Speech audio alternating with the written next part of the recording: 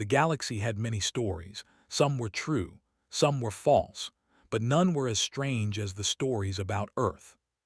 For 3,000 years, the species of the galactic conquered had whispered about a small blue planet at the edge of the Orion Arm. They called its people the Earthborn, or sometimes the. Ancient records spoke of creatures who lived on a planet so dangerous that no other species could survive there for even a single day. The planet had crushing gravity that would break the bones of most aliens. Its atmosphere was filled with oxygen, a gas so dangerous that it could cause fires and destroy metal over time. The water fell from the sky in violent storms. The ground shook and split open without warning. Mountains of rock would explode with liquid fire. And everywhere, on every piece of land and in every body of water, there were predators. Millions of different creatures, all fighting to eat each other. The ancients, a species that had vanished long before recorded history, had placed warning buoys around the entire star system. These buoys sent out a simple message in every known language. Do not enter. Quarantine zone. Extreme danger. No one knew if the ancients had been trying to protect the galaxy from the humans, or trying to protect the humans from the galaxy. Either way, no ship had passed through those buoys in 3,000 years. Most species believed the stories were just myths. Ambassador Hal of the Dominion was one of these doubters. He was a tall being with silver skin and 4 arms, and he had spent his whole life studying the history of the galaxy. He had never found any real proof that humans existed. "They are fairy tales," he said at the annual assembly of the Galactic Conquered. "Stories that parents tell their children to make them behave. There is no such thing as a creature that can survive on a." The other ambassadors laughed politely. It was easy to laugh in those days. The galaxy was at peace and had been for centuries. But the peace was about to end. On the far edge of known space, something terrible was waking up. The swarm had slept for 10,000 years, buried deep inside a dead moon. Now they were hungry and they were many. The first attacks came without warning. 3 colony worlds on the outer rim went silent on the same day. When rescue ships arrived, they found nothing but bones and empty buildings. Every living thing had been eaten. They were like nothing the galaxy had ever seen. They were insects, but each one was as large as a ground vehicle. They had sharp claws and armored shells and teeth that could cut through metal. They did not think like individuals.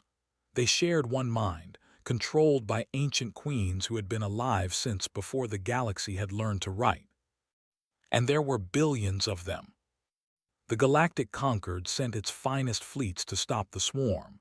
The ships were beautiful and advanced, with weapons that could destroy asteroids and shields that could stop any known attack. The admirals were confident. They had never lost a war. They lost this one in 3 hours. The swarm ships were not elegant. They were ugly masses of living tissue and stolen metal, grown rather than built. But there were so many of them that they blocked out the stars.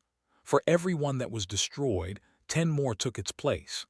They crashed into the conquered ships and cut them open, and then billions of hungry mouths poured inside. There were no survivors. After that, the swarm moved faster.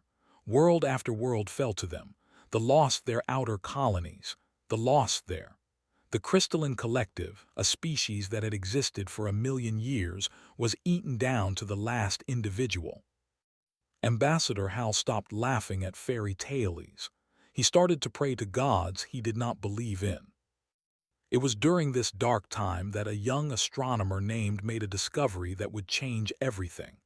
She was stationed at a lonely outpost near the quarantine zone, watching for any sign that the swarm was coming that way. Instead, she found something else. The warning buoys around the human star system had stopped transmitting. At first, she thought they had simply broken down after 3,000 years, but then her instruments detected something moving through the zone. It was not just one ship. It was hundreds of ships. They were coming out of the quarantine area, and they were heading toward conquered space. Sent an emergency message to the High Council. Unknown fleet approaching from Sol system. Request immediate identification. The response came not from the Council, but from the fleet itself. The message was short and simple, transmitted in perfect galactic standard. This is Commander Danny of the Terran Coalition vessel Endurance. We are humans. We are here to help. On the bridge of the carrier Endurance, Danny stood with his hands behind his back, watching the stars on the. He was a tall man with dark hair turning gray at the temples. He had been a soldier for 30 years, fighting in the small conflicts that humans always seem to find among themselves. But this was different. This was the mission his entire species had been preparing for since they first discovered they were not alone in the universe. 200 years ago, human scientists had learned to decode the alien signals that passed through their solar system. They had listened to the galaxy's news, its entertainment, its history. They had learned about the galactic conquered and all its member species. They had studied their technology, their culture, their weaknesses. And they had prepared. Lieutenant Amy Vance, a young officer with red hair and sharp eyes, looked up from her console.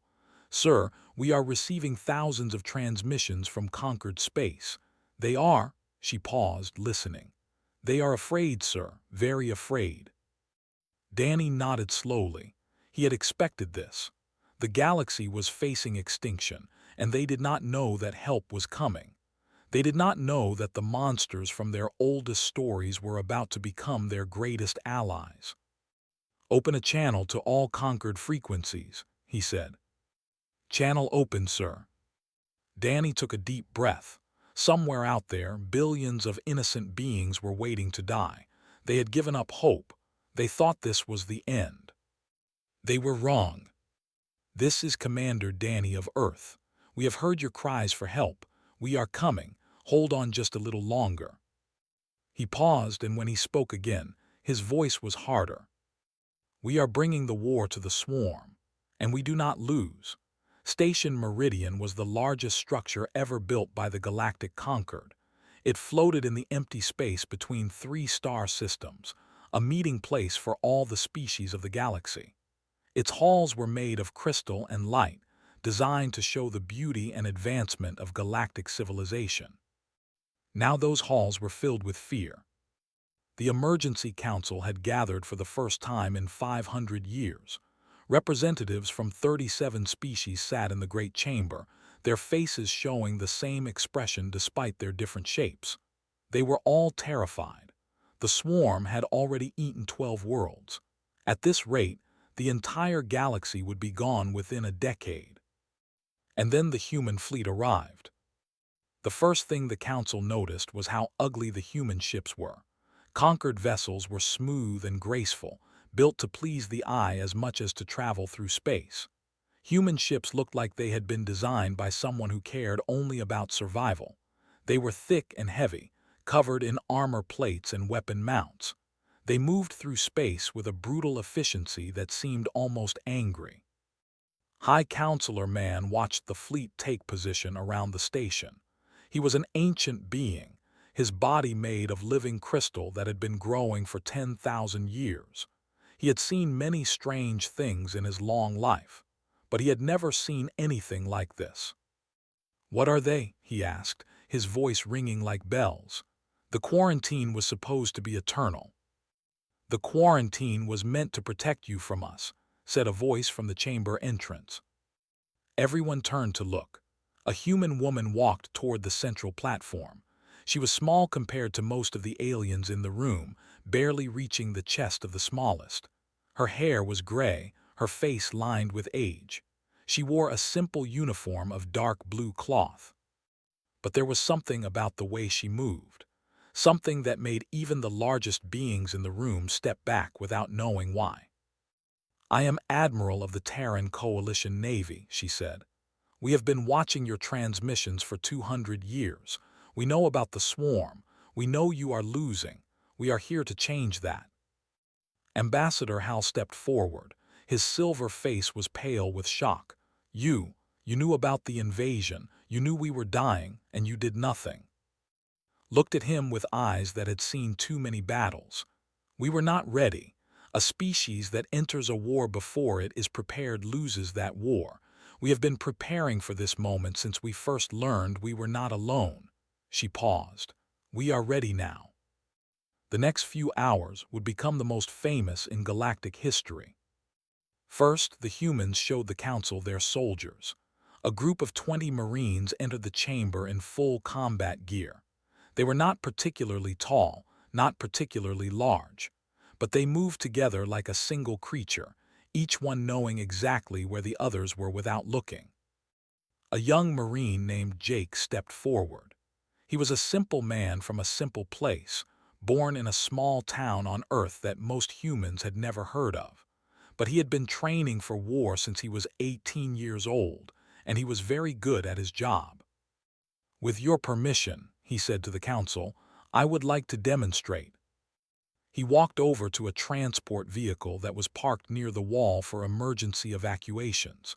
It weighed 3,000 pounds. Jake bent down, put his hands under its frame, and lifted it over his head. The chamber went silent. Human gravity is much stronger than most worlds, Jake explained, still holding the vehicle. We are built to survive it. This makes us durable. He set the vehicle down gently and stepped back. Dr. Lisa Park went next. She was a scientist, not a soldier, but she had spent her whole career studying how humans compared to other species. She brought charts and data that showed things the Council could barely believe. Humans could function for days without sleep, she explained. Their bodies could repair damage that would kill most species. They could eat almost anything organic and survive. They could adapt to heat and cold that would be fatal to others. They had been fighting and killing each other for millions of years, and this had made them very good at it. Your species fight wars for territory, for resources, for ideology, Lisa said. You fight when you must. Humans are different. We were shaped by our world to fight constantly. It is in our blood. It is in our bones. It is who we are. But it was the combat demonstration that truly frightened the Council. A team of 10 human Marines ran through a training course that had been designed by conquered military experts. The course was meant to be difficult for their best soldiers. The humans completed it in 1/3 of the expected time. They moved through the simulated buildings with terrifying speed, shooting targets with weapons that fired hundreds of rounds per minute. They communicated through small gestures and quick glances, never needing to speak. When one of them was hit with a training stun beam, the others did not stop to help. They kept fighting, trusting that their fallen comrade would recover and rejoin them. And through it all they smiled. Ambassador Hal found himself standing next to Jake after the demonstration. Why? He asked quietly. Why do your soldiers smile during combat? Jake considered the question. He was not a man of many words, but he wanted to give an honest answer. Because this is what we were made for, he said finally. For 1,000,000 years we were the prey. Everything on our world wanted to eat us. We had no claws, no armor, no venom. We should have died, but we did not die. We became the predators instead. He looked at Hal with eyes that held no anger, no cruelty, just a simple statement of fact. The swarm thinks it is the most dangerous thing in the galaxy. It thinks it can eat everything and never be stopped. But the swarm has never met anything like us. It has never faced a species that was born fighting, that was raised fighting, that has spent its entire existence learning how to kill things bigger and meaner than itself. Jake smiled, and somehow it was more frightening than any weapon. The swarm is about to learn why our world was quarantined, not to keep us safe from the galaxy. He paused. To keep the galaxy safe from us. That night the Galactic Concord voted unanimously to accept human assistance. They had no choice. The alternative was extinction. Admiral stood before the Council one more time. We will need your ships, your supplies, your soldiers fighting alongside ours, she said. This will not be easy. Many will die. The swarm is the most dangerous enemy any of us have ever faced. She looked around the room at the assembled beings. creatures of crystal and silver, of scales and feathers, of forms that humans had never imagined. They were all looking at her with a mixture of hope and fear. "But I make you this promise," continued. "We did not leave our world after 3,000 years of isolation just to lose. We came here to fight. And humans do not know how to give up. We do not know how to surrender. We only know how to win or die trying." She raised her hand in a gesture that humans had used for thousands of years. "Welcome to the war. Let us show you how it is done." Was a beautiful place. It had oceans of purple water and forests of trees that sang in the wind. Its people were gentle beings who had never known war before the swarm came. They had built cities of glass and gardens that covered entire continents. Now the sky above their world was filled with swarm ships. They had come with a fleet of 10,000 living vessels. Each ship was a creature in itself, grown in the spawning pits of the swarm queens. They had no beauty, no grace. They were tools of hunger and nothing more. On the surface, 40 million waited to die. They had seen what happened to other worlds. They knew the swarm would land, and then billions of hungry mouths would pour out, and then there would be nothing left but bones and silence. They had sent their final messages to loved ones on other worlds. They had said their prayers. They had given up hope. Then the human arrived. Captain Nate Harper stood on the bridge of the destroyer Relentless, watching the swarm fleet on his tactical display. He was a calm man, the son of a fisherman from a small coastal town. He had joined the Navy because he loved the sea, and space was just another kind of ocean. His ship was part of a group of 50 human vessels. They were outnumbered 200 to 1. By any reasonable calculation, they should have retreated.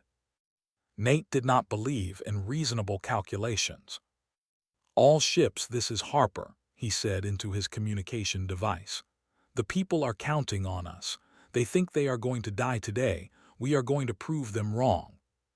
He looked at his crew, 300 men and women who had trained their entire lives for this moment. They were not afraid. They were eager. "All batteries," Nate said, "fire at will." The first wave of human weapons was unlike anything the swarm had ever experienced. Conquered ships used elegant energy beams that could cut through armor like water through sand. Human weapons were different. They used metal slugs accelerated to a fraction of the speed of light, simple chunks of matter that carried more destructive force than any beam weapon ever built. The of the human fleet spoke, and the first 100 swarm ships ceased to exist.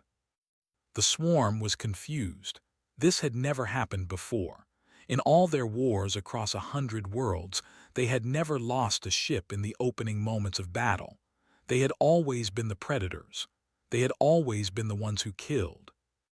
They charged forward, believing that numbers would save them. More ships, more teeth, more hunger. It had always worked before.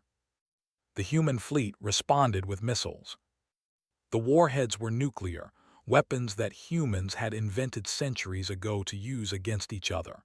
They had never stopped making them better. A single missile could destroy a small moon. The human fleet launched thousands of them. Space became fire. The swarm fleet died in waves. Ships that had devoured entire civilizations were torn apart by forces they could not understand. The queens screamed orders through their psychic network, but there was nothing to order. Their children were dying faster than they could spawn new ones. But the swarm was vast, and some ships got through. They crashed into the human vessels, using their own bodies as weapons. Billions of warriors poured through the breaches, eager to taste human flesh for the first time. They found the Marines waiting for them. Private Tours was stationed in Corridor 7 of the Relentless. She was 23 years old, born on a farm in the middle of America. She had joined the Marines because she wanted to protect people. Now she was about to find out if she was good at it. The first swarm warrior came through the breach like a nightmare-given form. It was 12 feet tall, covered in black armor, with claws that could cut through steel. Its eyes were empty of everything except hunger. shot it in the face. Her rifle fired 30 rounds per second, each bullet designed to punch through armor and then explode inside the target. The swarm warrior fell, and 2 more took its place. She shot those 2. For 3 hours, Corridor 7 was a hell of blood and fire. The Marines fought with rifles, then with pistols, then with knives. They fought even when they were wounded, even when they should have fallen. They did not retreat. They did not surrender. Ran out of ammunition after the first hour. She picked up a rifle from a fallen comrade and kept shooting. When that ran dry, she drew her sidearm. When that was empty, she pulled out her combat knife. A swarm warrior caught her left arm and tore it away at the shoulder. The pain was beyond anything she had ever imagined. Any other species would have gone into shock, would have fallen, would have died. Screamed once, then kept fighting.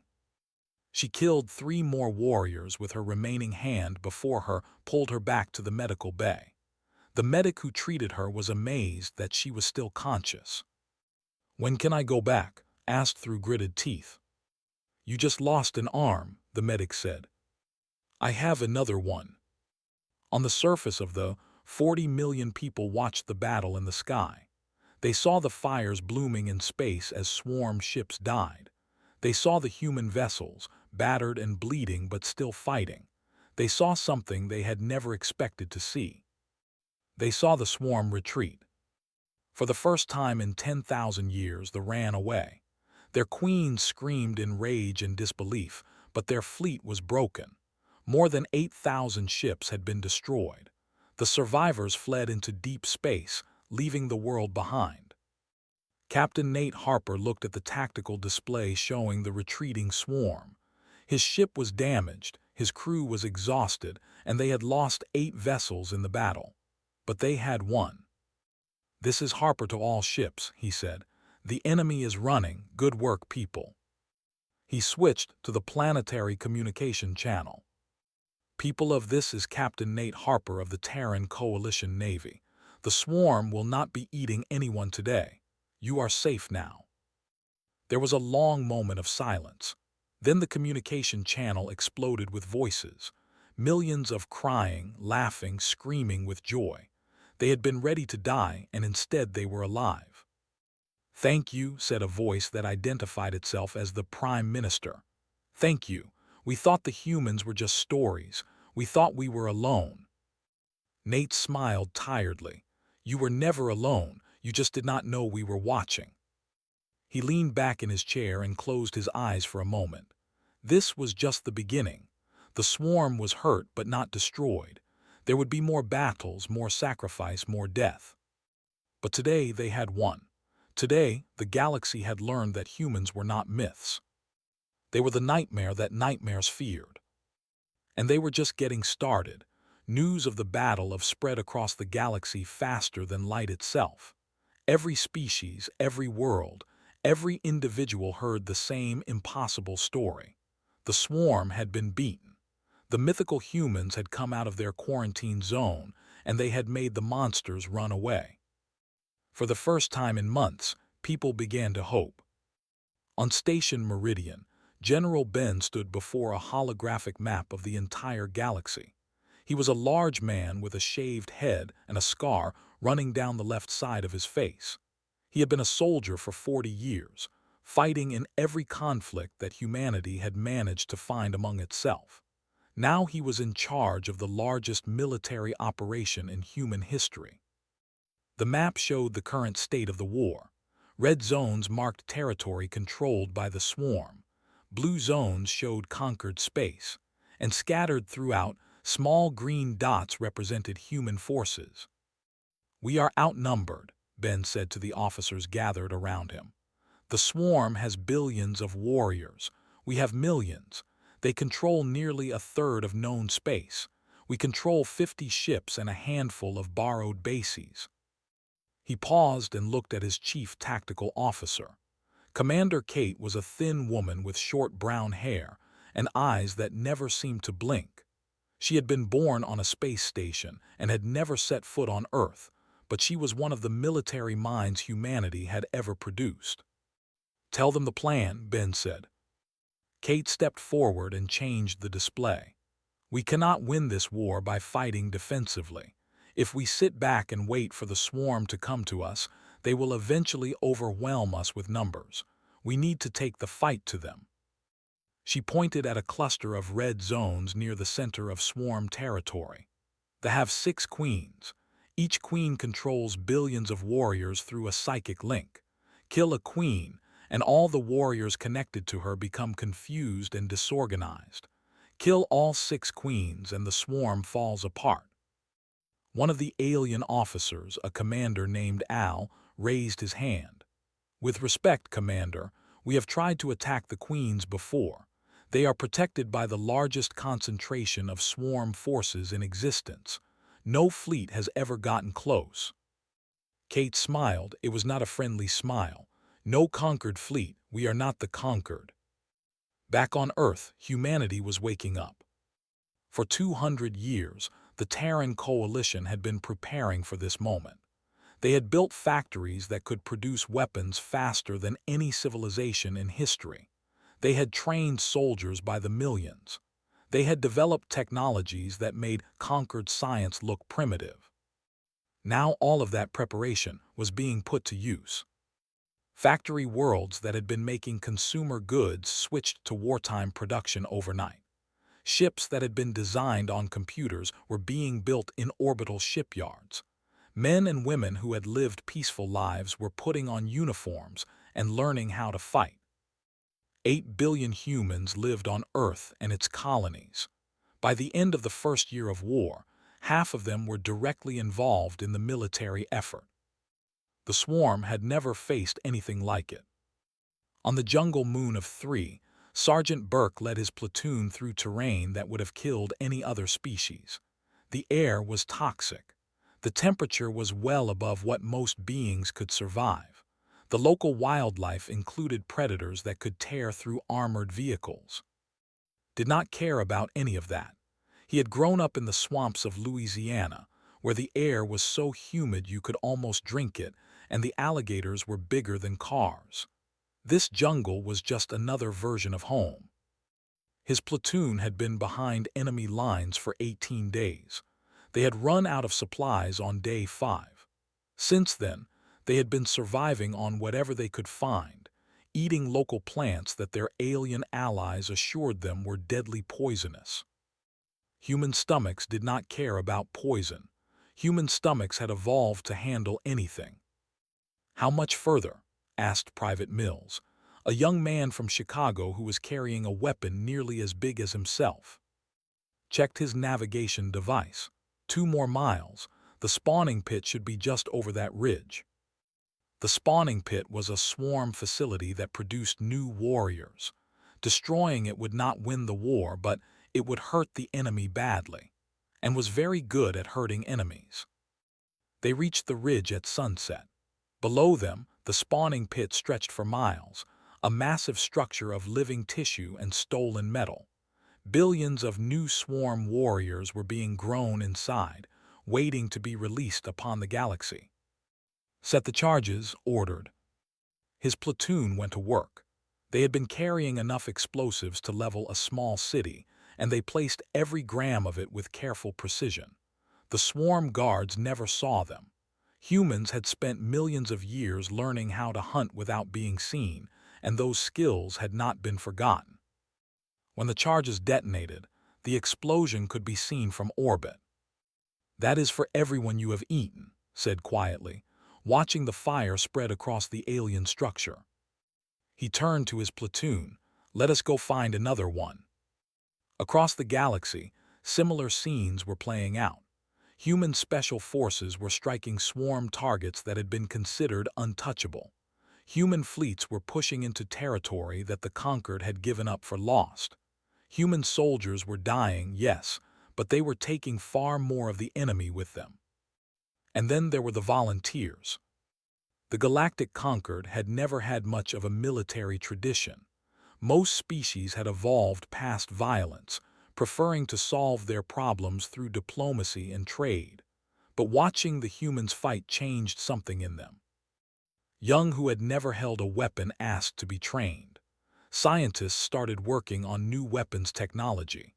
Even the peaceful crystalline collective, who had always refused to harm any living thing, began producing armor and supplies for the war effort. General Ben watched the reports coming in from across the front lines. The swarm was being pushed back. Slowly, painfully, with terrible cost, but they were losing ground. "They are adapting," Kate reported one morning. "The queens are learning. They are changing their tactics to counter ours." Ben nodded. He had expected this. Any enemy worth fighting would learn and grow. Good. That means they are scared. Scared enemies make mistakes. He looked at the map, at the red zones that were slowly shrinking and the green dots that were slowly growing in number. "Send word to the fleet commanders. We are moving to Phase 2. It is time to go after the queens." Kate raised an eyebrow. "The Conquered says it is impossible." Ben smiled. It was the same smile that Jake had shown to Ambassador Hal, the same smile that humans had been wearing before battles since they first picked up rocks and sticks. "The Conquered said we were impossible. The Conquered said the swarm could not be stopped. The Conquered has been wrong about a lot of things." He stood and looked out the window at the stars beyond. Somewhere out there, 6 swarm queens were commanding their endless hordes. They had destroyed civilizations, eaten entire species, conquered more territory than any force in galactic history. They had never met humans before. "It is time to show them what happens when you threaten our friends," Ben said. "Send the order. We are going hunting. 7 years of blood and fire across 1,000 star systems. 7 years of battles that would be remembered forever. 7 years that transformed the galaxy from a collection of frightened civilizations into something stronger, something united, something that would never again bow to any threat." The first queen fell at the Battle of Crimson Nebula. A combined fleet of human and ships fought for 3 days straight, pushing through defenses that should have been impossible to break. When the flagship of Admiral crashed through the Queen's personal guard and destroyed her spawning vessel, the billions of warriors connected to her went mad. They turned on each other, attacking without purpose or direction. The second queen died on the surface of her own breeding world. Sergeant Burke and a team of 50 commandos fought their way through 10 miles of swarm territory, carrying a nuclear weapon on their backs. Only 12 of them survived to reach the target. Only 3 made it out after the explosion. Was one of the 3. When asked if he would do it again, he simply nodded and asked when the next mission was leaving. The third and fourth queens fell within weeks of each other, their positions revealed by conquered intelligence networks that had finally learned how to spy on the swarm. Human strike teams hit them simultaneously, coordinated across hundreds of light years. The fifth queen tried to run. She took her entire fleet and fled toward the edge of known space, hopping to escape into the darkness between galaxies. Captain Nate Harper chased her for 6 months, his battered destroyer leading a fleet that grew larger with every system they passed through.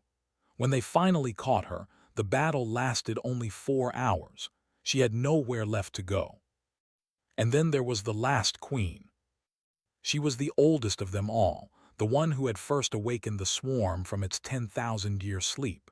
She was the most intelligent, the most powerful, and the most afraid. For the first time in her ancient life, she understood that her kind could lose, that everything she had built could be destroyed. She gathered her remaining forces on the burning fields of Seven, a world that had once been beautiful before the swarm turned it into a fortress. Billions of warriors surrounded her, a living wall of claws and teeth and rage. She believed that numbers would save her. She believed that the humans could not possibly kill them all. She was wrong.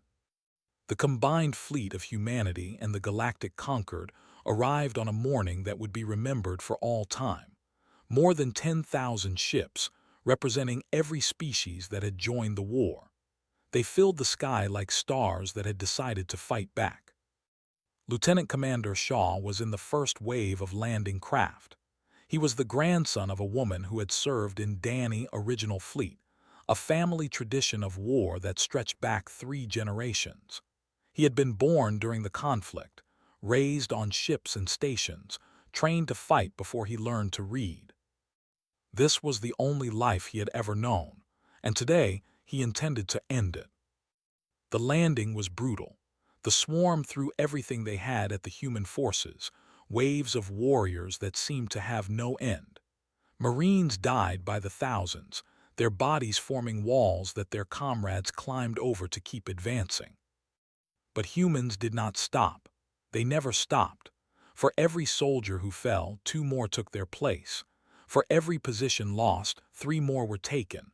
The swarm had billions of warriors, but humans had something the swarm would never understand.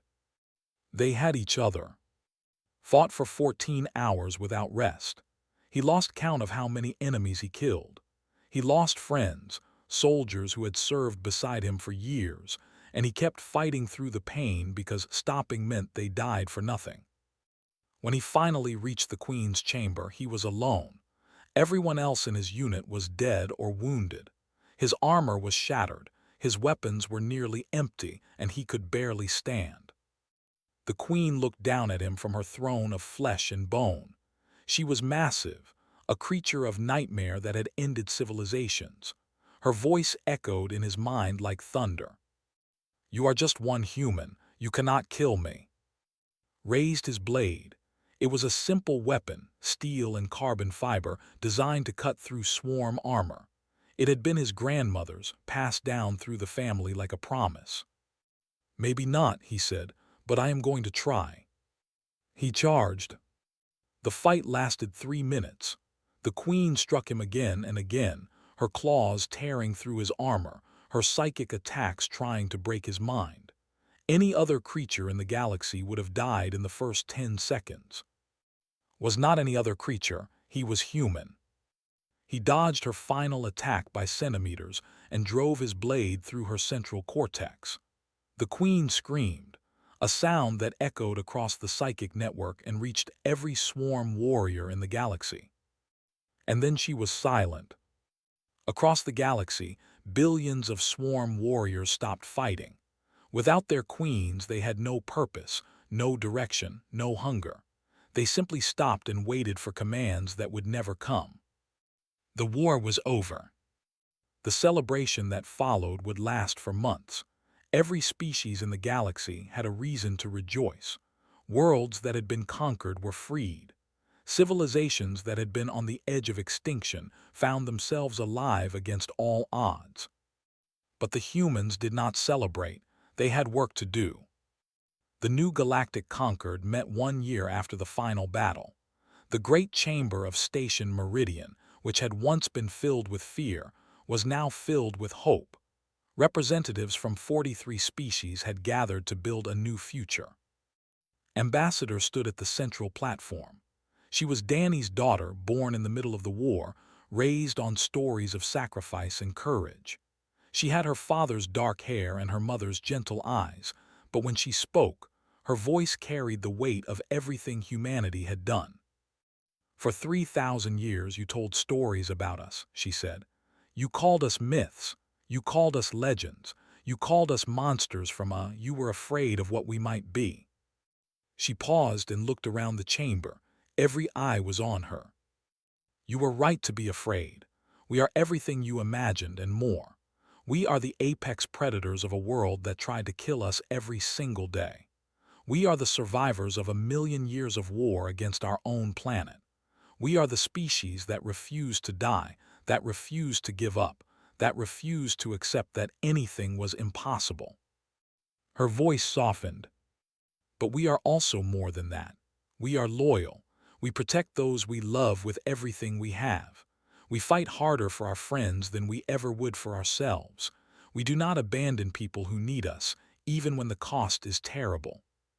She stepped forward, her eyes meeting those of beings from across the galaxy. "You are our friends now, all of you.